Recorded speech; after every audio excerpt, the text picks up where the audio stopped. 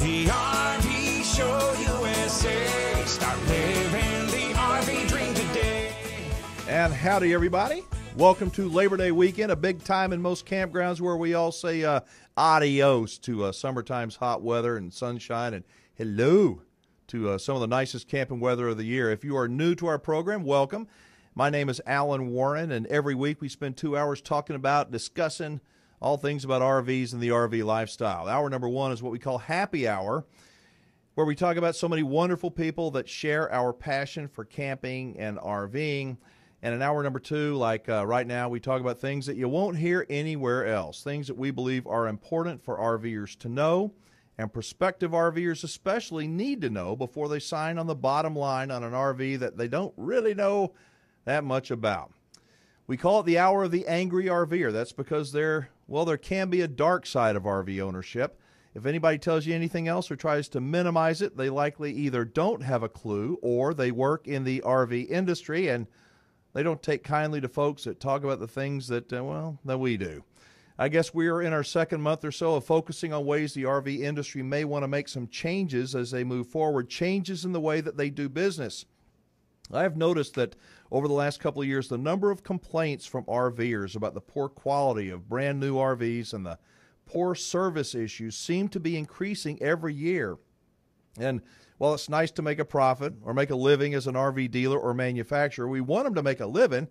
We don't want them to make a killing by killing us with RVs that fall apart, long-term 20-year loans with sometimes no money down and burying people financially burying them, making it virtually impossible to ever trade it or sell it without sometimes bringing tens of thousands of dollars to the closing table. To me, that's just not right. So in the last 2 months, we have been slammed with thank yous and keep it up from RVers. Literally, it has been almost unanimous, the support that we've received, again, from RVers. And pretty much the only complaints we've received, we haven't received many of them, are from those who work in the RV industry. They want us to focus only on the positive. Because literally, get this, I have been told, hey, Alan, people understand RVs break down. They just deal with it. I'm like, you got to be kidding me. So they just want me to shut up and take whatever the industry gives, right? Well, that ain't going to happen. I still remain, though, incredibly optimistic that there are good people somewhere inside the big four RV manufacturers out there that recognize some of these problems because they can fix them. And when one of them steps up and says, you know what, we're going to take the lead on this, whoever it is, they're going to win with the consumers big time. Whoever it is going to win the hearts of America because of their honesty and sincerity in building better products and providing better service and focusing on the consumer's needs instead of solely on their own profits. They're going to be rewarded by the consumer, not because they're perfect, but because they care. And that old-fashioned thing that used to be important in this country, that thing called brand loyalty, well, it's going to pay off and everybody will win. So where does it start? Well, it starts, I think, with education. That's what we try and do with the Angry RVer every week. Now, one of the smartest people about RVing and the RV lifestyle is on our guest line, Mr. Chuck Woodbury from RVtravel.com. Welcome back to the show, Chuck. Hi, Alan. Glad to be with you again. Well, thank you. So give our listeners who may not know about RV travel and about you just a little bit of background, please. Well, I've been an RVer for half my life. Started, right out, I think in my early 30s, and it was a lot different back then. For about the last 20 years, I've been publishing online. I was in the real publishing world before then, traveling around the country as a journalist, kind of writing for magazines and newspapers. And RV travel started about 20 years ago. It was, it was when the web was just coming along, and so we got a big jump start on everybody else in terms of building an audience, and we did spend a lot of money advertising early on. So we have about a couple 100,000 regular readers a month, and we talk about just about everything. We have about 10 writers, and lately we've been sort of veering into this consumer advocate kind of area like you, because, we have noticed a lot of very unhappy people out there for good reason. Excuse me. And so that's kind of what's taken a lot of our time right now, is trying to get the word out and get the industry to pay attention to, our surveys show that 20% of our readers believe that their RVs are poor or terrible quality. And, there aren't too many industries where you can get away with 20% of your people describing your product that way. I mean, it's unheard of. That's just way too high. Now, hang on, Chuck. Now, folks, we're going to get into some actual RV horror stories here in a little bit. If you've got a horror story to share, call us right now, 855-296-7469, and we will put you in line. We've already got a couple of people on hold that have an RV horror story to share. They're pretty scary, and we'll get to you. So, Chuck, how would you characterize the state of RVing today versus how it was when you sort of began writing about it, 20-something years ago? Well, Alan, it's not camping anymore for a lot of people. We have all of our electronics. We want to be connected. I mean, I'll tell you a very quick story. The last 3 out of 4 years, I've gone through western Montana on the way to Seattle on a popular, in the middle of the summer.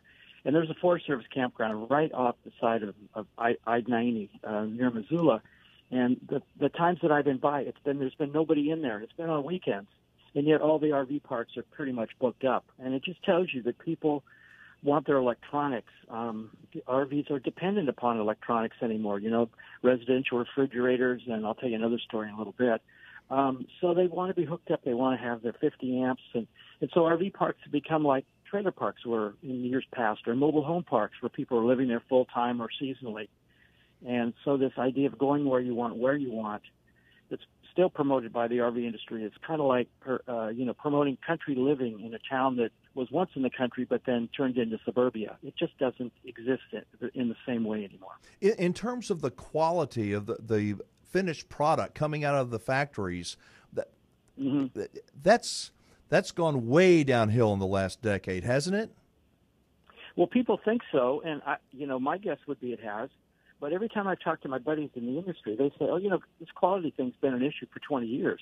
And I know it has. But I think it's worse because the demand is so high right now that these companies are just flat out trying to get production out. They're trying to keep costs down. They're trying to compete with Camping World and their 20-year loans. And they're just every penny counts. And so there's a lot of shortcuts. There's RVs out there that that look really nice, and most of them do look really nice. But it's the inside that you don't see, that really is the difference. And the RVers are so in love with buying something they don't inspect that kind of hidden stuff. And I could go on and on with examples of that. So I think the quality issue is bigger now, and when you're selling 500,000 RVs a year, and which the industry is, and then you've got 20% of them, as our surveys show, that are poor or terrible in quality. That's 100,000 people a year that are getting stuck with real bad RVs, and that's just not right in any industry. And isn't it true that today that there's been so many mergers over the last decade that there are just a handful of players out there, and they're all, instead of small family-owned companies, they're these big giant corporations on the stock market, on the stock exchange, and these guys their job is to make money, and they making money, but it's at the expense, like you said, of maybe up to 20% of the product that's coming off the lines. And the problem is most people don't know they've got a lemon until they've already left the lot.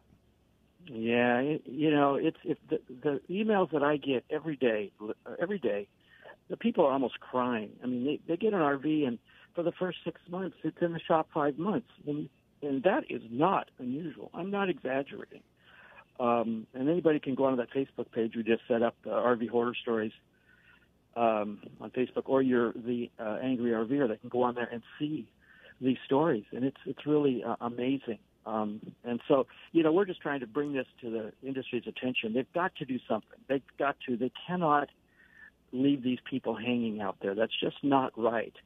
And these are people that save their money to get RVs in many cases, and then they get something they can't even use. That's not right, period. It's not right. I don't care if the corporations are making gobs of money, good for them, but at the expense of the market, they are selling people, they're taking advantage of people, and it's like you and I agree on that. It's just not right. Now, listen, we've got a bunch of people already that want to tell their RV horror story. We're coming up on a break, so Chuck, hang on. You can stay with us for the hour, can't you?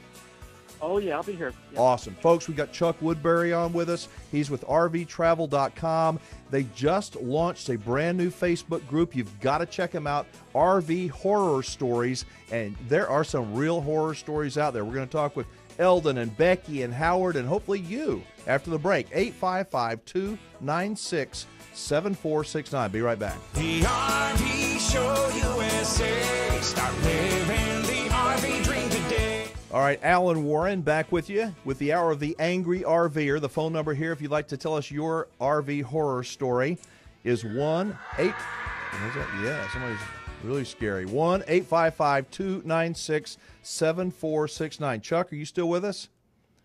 Yeah, I'm here. We've got Eldon from Iowa that wants to talk about service. Eldon, you're on the air. How you doing? Eldon, sorry to keep you on hold so long. Are you still there, Eldon? Yes. All right, you're on with Alan Warren and Chuck Woodbury. Go. Hello, Alan. Yes, sir. You're on the air. Go ahead. All right, let's put Eldon on hold. He's going to have to, we'll get to him. Let's go to Seattle and check in with Becky. Becky, you've got a brand new RV you want to tell us about? Hello? Yes, Becky, turn your radio down or turn the computer down if you would. There's a little bit of a delay, but the screen says that you're from Seattle. You want to talk about a brand new RV with me and Chuck Woodbury. Yes, that's correct. I've turned my iPad all the way down. Okay. So what's the story? Okay, so my first Thor RV was back in 2012. My husband took early retirement so that we could travel around. We got to use it for a year. My husband sadly passed away of a massive heart attack in 2014, and I ended up used it a couple of times, but it was very painful to use the RV without him being there. So I went to the Seattle RV show in 2017, February, and decided to trade it in for another Thor. And that's when my nightmare began. I was told that I would be able to pick it up the following week, and when I called the following week, it was non-stop delays. So there's something wrong, or don't worry about it, it's just taking time, we're really busy. This went on for months, and by May, I was told that they hadn't even registered the RV in my name, that it was still under theirs. Thor were involved this whole time, just kept telling me, don't call a lawyer, we'll make this okay, and we'll give you compensation. I finally got the RV. They had a 15-staff walkout, and the place was shut down. Someone else bought it over, and I had to transfer my RV to Poolsbo and Everett, and they've been great. And it was there for the rest of the time. So 15 solid months of Thor jerking me around with delays of parts, approvals, everything. And I finally got it 15 months, and I went on a 6-week vacation just there in June. And it was non-stop problems, water everywhere, sewage out on the floors. And it's right back in Poolsbo right now. And Thor agreed that they were going to fix everything, again, very apologetic. And then at the last minute, I got a non-disclosure agreement sent in an email, more or less threatening, saying if I don't sign it, all bets are off the table, and they won't do anything. Hey, hang on. Let me just. I don't know if I heard this correctly. For 15, you bought it in January of 17, and it was unusable for 15 months. February the 10th. Yeah, they actually told me eventually I could go in and pick it up. So I went with my daughter, who was like 30 years old, so she could drive my car back. We go in there, and anything they told us that needed to be done hadn't even been touched. And they were transferring my brake system off of my RV that I traded in, and they'd already sold my RV that I traded in. Had you paid for it by then? So you paid for it in February. I got it through US. Well, I did the trade-in, and then I got the rest of it through their loan that they got me through US Bank, with the intentions of me paying it off fairly quick. I wasn't going to keep it going, but I haven't done that because of the issues that have been going on. It's been non-stop. Chuck, and I've only had it for 6 weeks. Hang on, Becky, just a second. Chuck, this is just heartbreaking to hear a story like this. Unbelievable. I hear them all the time, Alan. Yeah, all the time. So what does Thor say, Becky? What is Thor going to do? I mean, you've been. Well, I actually got to the stage where people were asking me what is wrong with you? Why have you not done something about it? Why have you not contacted a lawyer? And the reason I did is because my husband passed away. I was dealing with the grief, and I told the dealership, I need this to go as smooth as possible. So all I got each time was, don't call a lawyer. We know what you're going through, and we're deeply sorry. And then Thor, all through it, told me, don't call a lawyer. We will make this up to you. We are going to make sure everything's all right.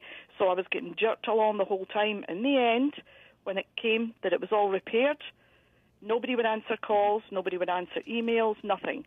Everything just, it came to a complete halt. I then spoke with different customer service. One man was threatening and abusive on the phone. I had to hang up.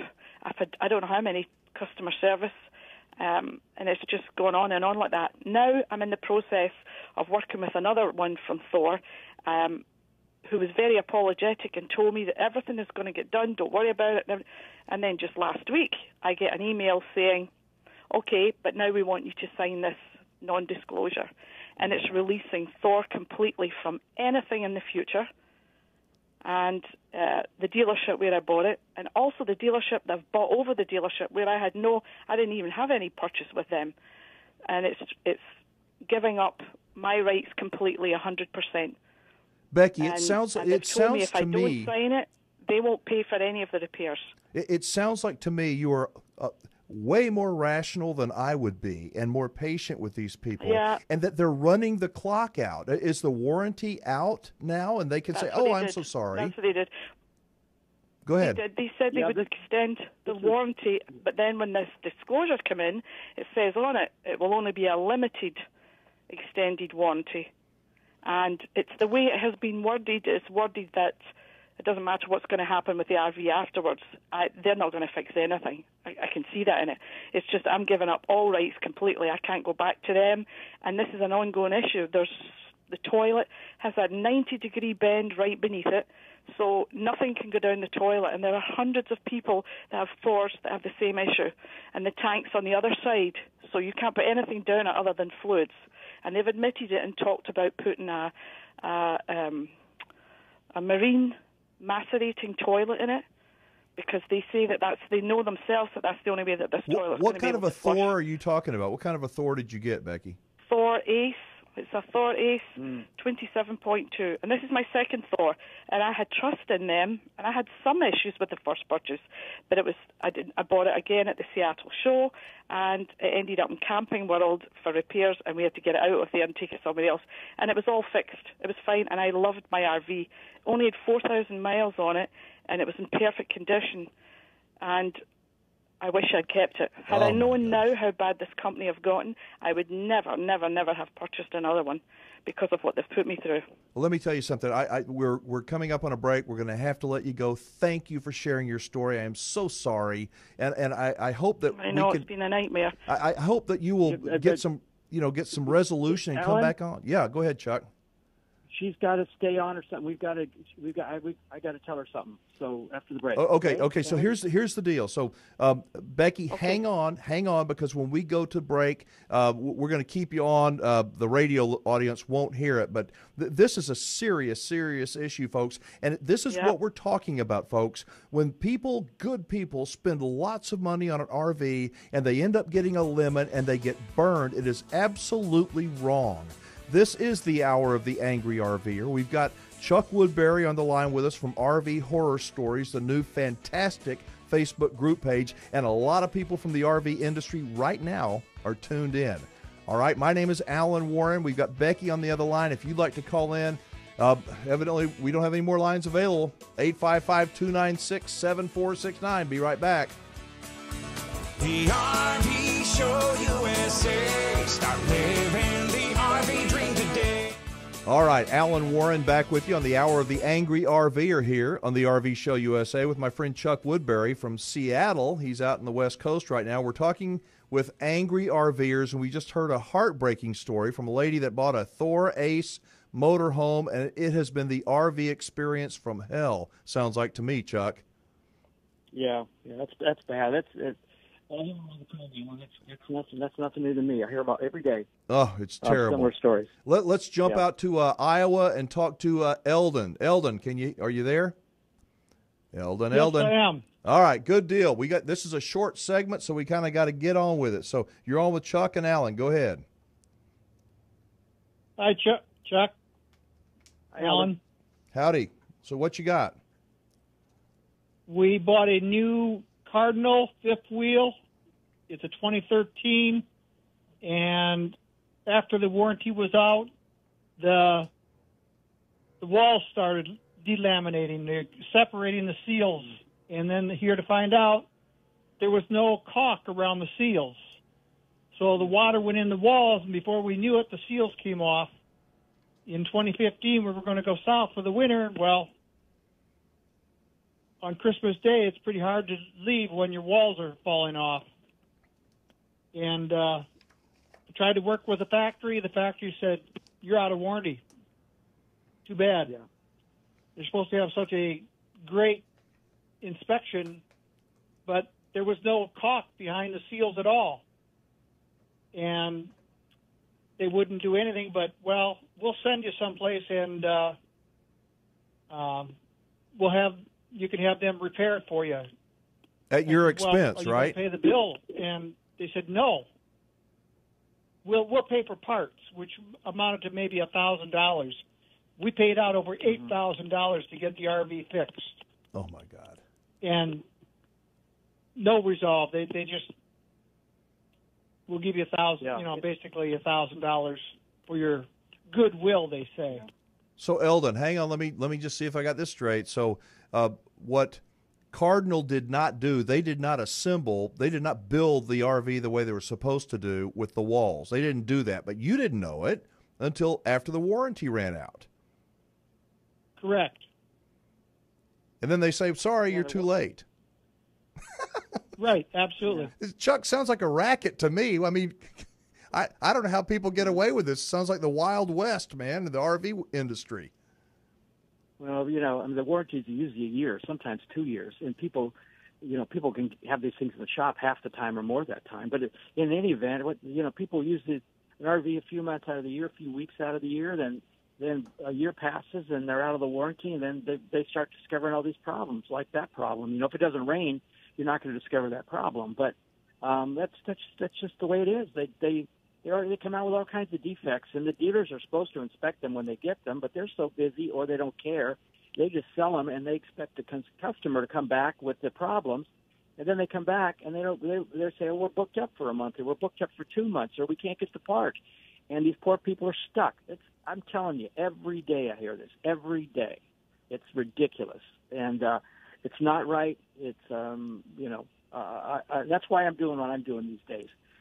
I'm making noise. That's about all I can do as a little guy, You and me both, but I think that somebody's got to do what we're attempting to do, and that's hopefully get the ear of the RV industry where they go, you know what, maybe we do need to start paying a little bit more attention to the finished product. Eldon, in retrospect, if you had to do it all over again, knowing what you know now, how would you have ever been able to tell if that wall was done properly? It sounds like you wouldn't know. Even an inspector would not know that it wasn't put together properly.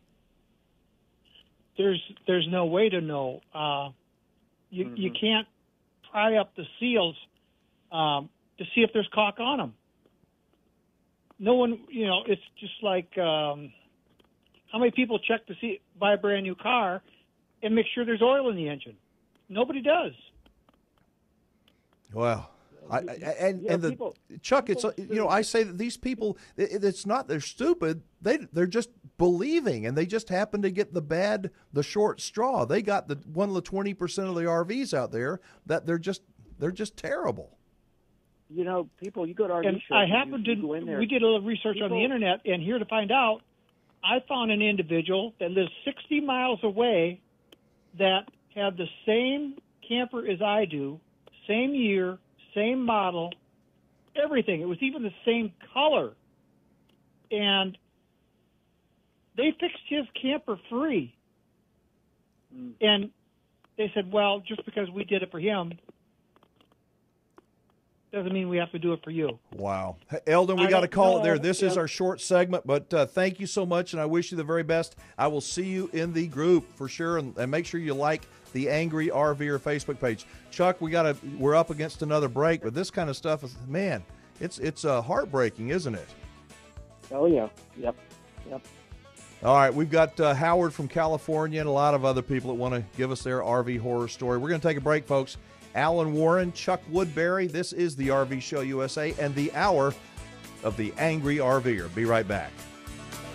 The RV Show USA. Start living the RV dream today. You know, that song is so upbeat. We start talking about living the RV dream, and these people are not living the dream. They're living a nightmare here on the hour of the Angry RVer. Hi, everybody. I'm Alan Warren. On our guest line is my friend from RVTravel.com, the newsletter, Mr. Chuck Woodbury. And, Chuck, we've got another caller on. But so far, listening to these horrible stories, you sound like it's not like it's no big deal, but you're pretty callous. You hear this stuff all the time. Yeah, I do. I hear, like I said, every day. It's common. It's epidemic. This poor quality and these poor people, and I just feel for them. You trust. We trust. All people like to trust. And when you see an RV, they look pretty. The manufacturers have made them look real pretty, but you don't know what's underneath, what's in the guts of that thing, and that's where they shortcut, and nobody knows that. And it's partly the buyers have to do a better job of buying. They have to know what to look for. But that's another story. Yeah, that is another story, and we're going to talk about that in the future. We've got let's run on out to California. Howard, thank you for holding for so long. You're on with Alan Warren and Chuck Woodbury. Go ahead.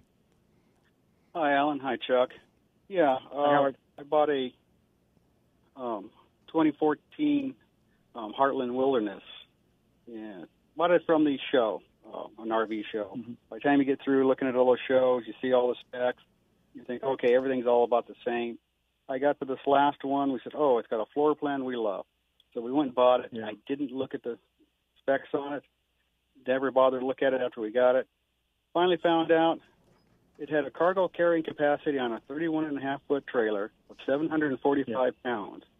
Fill the water tank, I have 823 pounds in there, which means I can carry no cargo whatsoever. So that eventually, once I hit a bumpy road, the axle's bent, and I ended up having to get rid of the trailer after 2 years.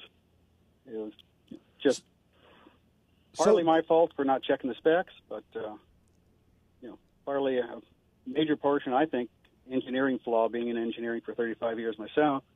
Whoever designed that must have done it on a bad day or something. Howard, can you go over that again? I mean, I know you said you're in engineering. For the average person, what do they need to look for when they're buying an RV? Because I hear this all the time, that RVs say one thing, but you can't put any of your gear in it. You're already overweight. Yeah, exactly. That was the problem. I should have done, and what everyone needs to do, is every single unit you look at the stickers, the gross vehicle weight, the unloaded weight, subtract it to, it'll give you your cargo carrying capacity. Don't assume anything, which is what I did. By this one, I figured, it'll be fine, it'll have enough. I didn't, which was, terrible. I also had a problem with the dealer that I bought it from, called McMahon's. They ran out of business. Federal government shut them down, and a lot of people lost their RVs when they got shut down. Fortunately, I got mine out just in time, but that's something you don't know quite often when you go in, which RV is going to be good or bad, unless someone happens to tell you. But all I can tell someone is double. Alan. Yeah. This cargo CCC, the capacity, what you can carry, is often ignored by buyers. And there's a motorhome out there right now that I just came across. It's a Class A motorhome, and you can put around 700 pounds. But then they figure that, I think they figure, I could be wrong about this, but it used to be they figured the average person in that was 150 pounds. So I don't think that quite holds anymore. So you essentially can't carry everything. If you do put, in your stuff, your toys, your regular stuff, you're overweight, and then you're putting weight on the tires, the axles. It's going to shorten the life of your RV. It could cause an accident, could cause a failure. And the RV should not be allowed to go out like that, but they are. And that's just another horror story, a different type of horror story. But that's real, and that happens. And like Howard says, you just assume. You look at this and you assume that they know what they're doing and they're going to do it right. And you can't make those assumptions. That's just what it comes down to. Howard, how would you do it differently this time? I guess you'd go straight to the weight capacity and what you could, the cargo carrying weight. Well, we're not only just doing that. The wife is on just about every RV forum out there, every spec out there, and then she runs everything past me. And we're looking at every tour that's online of how they're manufactured. We're checking every spec. We're looking at absolutely everything that we can find and investigate up front, as well as listening to your show to figure out more tips and little things that I picked up in the last. I've been listening to you for about 4 shows now since I found you. Well, we appreciate it very much. We're gonna have to call it there. I got to spend some time with Chuck, but thank you and best of luck to you. Thanks for calling in out in California. Okay. Okay, thanks a lot. All right, you bet. Chuck, how is the RV industry able to get away with these kind of things? The automotive industry could never do this kind of thing. How is it possible in the RV industry? Well, my own opinion is there's no competition. You remember the American car, what was going on with American cars before the Japanese and the German came over, and the Germans have started making even better cars. There was a point there. Nobody bought an American car. It was like you're buying junk if you buy American. Well, I think there's nobody here that's the RV industry they got nobody competing with them, and there's no press out there. There's no industry press that will say anything negative, and the consumer press is just a bunch of individuals mostly, and small websites that are supported by advertising. We're lucky that we get a lot of our support comes from our readers who voluntarily subscribe because they know that we're trying to do some good things. Right. So we don't have that pressure. We can be honest. And, that's a luxury. That just doesn't happen very often. And so there's nobody out there challenging the industry. They can do whatever they want, and they're making record amounts of money. And, if you're not paying attention to the heartache that some of these people are dealing with, then you just look at the units sold, the profit, and look at your stock price, and hey, that's good enough. But you know what? These are people, and these people have saved for this life they imagined, or young people that are tight on money, and there's so much going on. It's such a change right now in how RVs are not only made but how they're being used, and it's a very interesting time to be in this industry, and for us, I think you and me, it's an interesting time to get in and try to get the word out that these people need to be more careful so they don't get in big trouble. Well, as much as I hate to do this, we got to call it there, Chuck. Thank you for the great job you do. Folks, check out RVtravel.com. Go to RV Horror Stories on Facebook. We're not trying to scare you. We are trying to get your attention because there's a lot of bad stuff out there, and we want you to be educated. So that was Chuck Woodbury, RVtravel.com. Support his newsletter because the RV industry isn't gonna. One more segment to go. Don't go away. The RV Show USA. Start living the RV dream today. Platform to educate consumers not solely about the good stuff about the RV lifestyle, but also the not so good stuff about it. I'd say you were nuts. I assumed that RV dealers would welcome a radio show about the RV lifestyle. They would show their support by advertising on radio stations in their local markets. And, some of that has happened. Some, not very much. When I've called on RV dealers, especially the big ones, they all had pretty much the same story. They say, hey, Alan, we like you. We like the show. But we won't be advertising with you. We won't advertise with you for any amount of money. You heard right. They said, these are the big dealers. They said, even though they like the show, they like me, they love our audience, the big boys said, we won't advertise even if it's free. You know why? This is what they told me. They said, Alan, we're selling everything on the lot. We don't need to advertise. We're selling faster than ever before. We just don't need you. Let me tell you something. I have been in media and advertising and promotions for 35 years. And I have never seen an industry that is booming so much that they said what the big boy RV dealers and manufacturers are saying. Never. Is it any wonder that they're pushing out product out of their factories at record speed? Is it any wonder there seems to be more problems with new RVs than ever before? Hey, why should the big boys advertise? Why should they improve the quality of their product? Why should they spend one more nickel on you, the consumer, than they absolutely have to? Well, the answer, I think it's pretty obvious, and when it comes to people buying new RVs, the big RV dealers and all the manufacturers are raking it in big time. Does it bug me? Hell yeah, it bugs me. You know what else bugs me? Hearing stories about people that are just plain getting screwed. For most people, an RV is probably the second largest expense item they will ever have next to their house.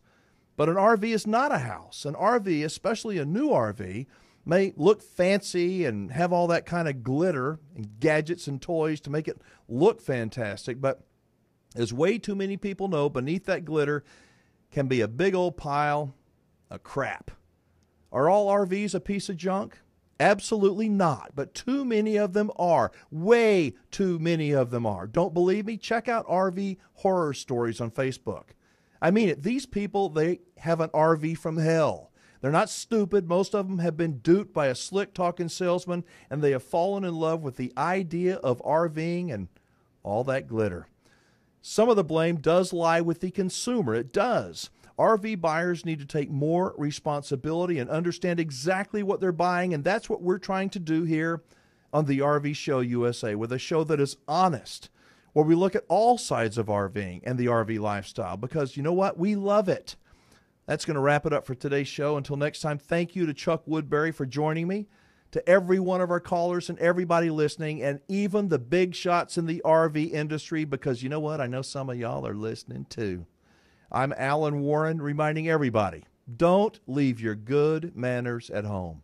Goose, get us out of here. The RV Show USA. Start living the RV dream today. Hey everyone, I'm Miss Katie Warren, aka the Graphics Girl on the RV Show USA.